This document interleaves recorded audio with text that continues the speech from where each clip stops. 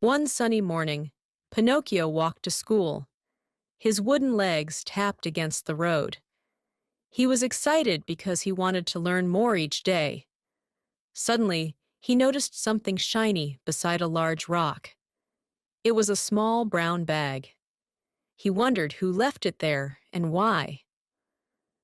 Curious, Pinocchio picked up the bag. He opened it slowly and saw gold coins inside. His eyes widened with surprise and excitement. He quickly looked around. No one was there. He felt his wooden heart beat faster. He knew he should go to school, but the gold was tempting. He thought about how many toys and sweets he could buy. "If I take it, I can be a real boy faster," he whispered. Pinocchio started to imagine a better life. No more school, no more worries, he thought. He was lost in the idea of having everything. But Pinocchio hesitated. He thought of Geppetto, his father. Geppetto would tell him to leave the bag alone. The coins did not belong to him. His father's advice echoed in his mind.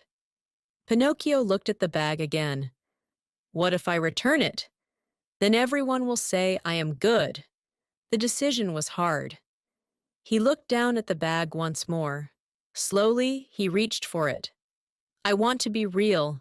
I want to be happy, he said. Pinocchio picked up the bag of gold.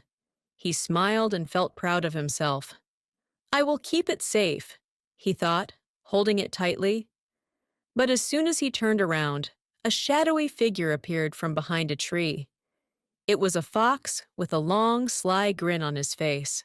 What do you have there, boy? Asked the fox, stepping closer. Pinocchio hid the bag behind his back. Nothing, sir, he replied.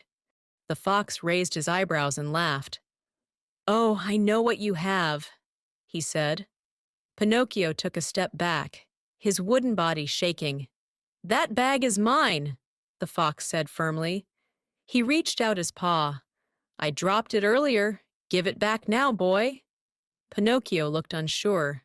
But I found it, Pinocchio said softly. He felt confused. The fox stared at him with cold eyes. Pinocchio gulped, feeling afraid. You are wrong, little boy, the fox said. His voice was low and smooth. He sounded serious, but also mean. Pinocchio's hands shook. The fox stepped closer again. That bag is full of magic coins. It is dangerous for you to keep them. He pointed at the bag.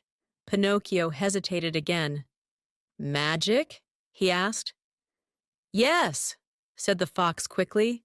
If you keep it, you might turn into a puppet forever. Pinocchio's eyes grew wide. He felt scared. He did not want to be a puppet forever. He wanted to be a real boy. He wanted to be good.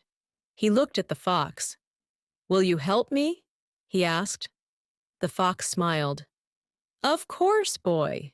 Give me the bag, and I will help you be safe. Pinocchio hesitated one more time. He looked at the shiny gold coins. He thought about what Geppetto would say. The choice was hard. Finally, he sighed and handed the bag to the fox. Here, he said softly. The fox grabbed it and grinned widely. Good boy! He laughed. As soon as the fox got the bag, he turned around quickly and started running. Pinocchio stared, shocked. Wait! Come back! He yelled. But the fox did not stop. He ran faster and faster. Pinocchio tried to chase him, but his wooden legs were slow. The fox disappeared. Pinocchio stood there alone. Tears filled his eyes. He felt stupid. I lost everything, he whispered. Geppetto will be so disappointed. He turned to go back home. But then he noticed something strange. The bag had fallen open a few feet away. Coins spilled everywhere. Pinocchio's heart raced. He quickly ran to the bag. He picked up one coin and looked at it closely. It was not gold. It was just a pebble. Pinocchio blinked and picked up another coin. Pebbles. They were all pebbles. He realized the fox tricked him. He felt foolish and sad. He sat down on the ground, feeling empty inside.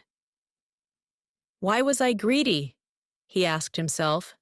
He knew he had been wrong to take the bag. Slowly, Pinocchio stood up. He decided to go back to school. He would try to be better. He did not want to make the same mistake again. Pinocchio walked slowly. The sun seemed less bright now. He felt heavy inside, but he knew he needed to learn from what happened. I need to be honest and listen to Geppetto, he thought. I should not take what is not mine. His wooden feet tapped quietly. He heard children laughing in the distance. It made him feel a bit better. He wanted to be with them, learning and playing together. He walked into the schoolyard. He saw his friends there. They waved at him. "Come play, Pinocchio," they called. He smiled softly. Pinocchio took a deep breath and waved back.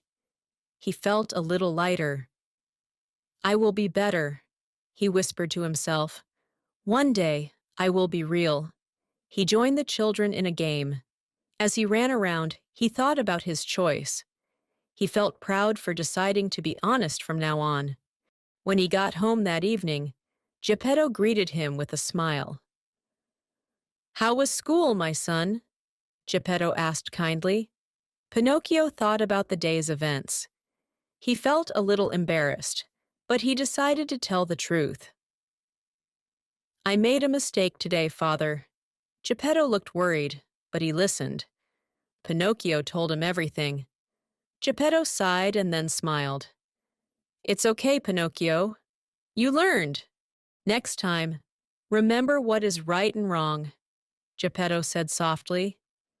Pinocchio nodded. He promised to make better choices. Geppetto hugged him. "I am proud of you for being honest. Mistakes teach us. I believe you will be a real boy one day." Pinocchio hugged him back, feeling warm inside. "Thank you, Father," he whispered. He knew he still had a long way to go, but he was ready. That night, Pinocchio lay in bed, thinking. He knew he must be good to become real. He wanted to show he could change for the better. He thought of the fox and the bag of pebbles. He learned that greed only brought trouble. He did not want to feel that way again.